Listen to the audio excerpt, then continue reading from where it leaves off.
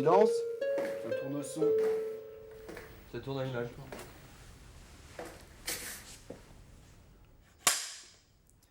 Bonjour.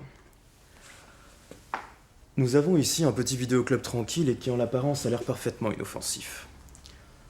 Pourtant, croyez-moi, ce magasin était le théâtre d'événements particulièrement horribles. Quelle heure est-il ? Je crois que nous pouvons rentrer.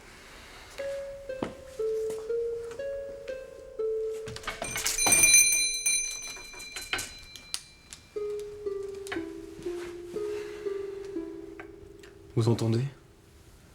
Le magasin est silencieux. Il semble vide.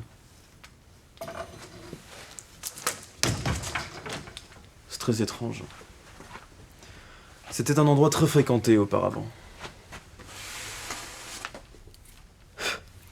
Il y avait beaucoup de gens de tous âges qui venaient ici. Le vidéoclub était un véritable lieu de rencontre où les amateurs de films venaient simplement ici pour s'évader. Mais tout ça, c'était avant le drame, bien entendu.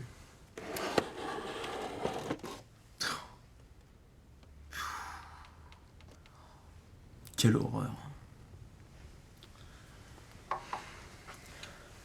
C'est très impressionnant de retrouver le vidéoclub dans ce silence de mort, après toute l'agitation qu'il y a eu ici. Mais vous savez, c'est véritablement à ce moment-là qu'on se rend compte que c'est dans les lieux les plus anodins qu'ont lieu les crimes les plus terribles.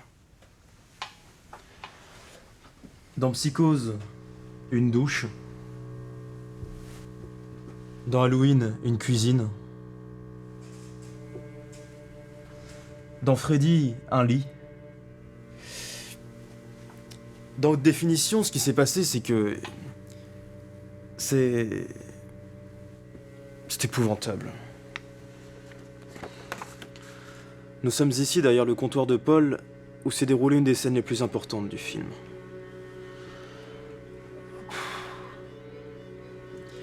La moquette qui se trouve en contrebas du comptoir a d'ailleurs gardé les traces des tristes événements qui se sont déroulés ici.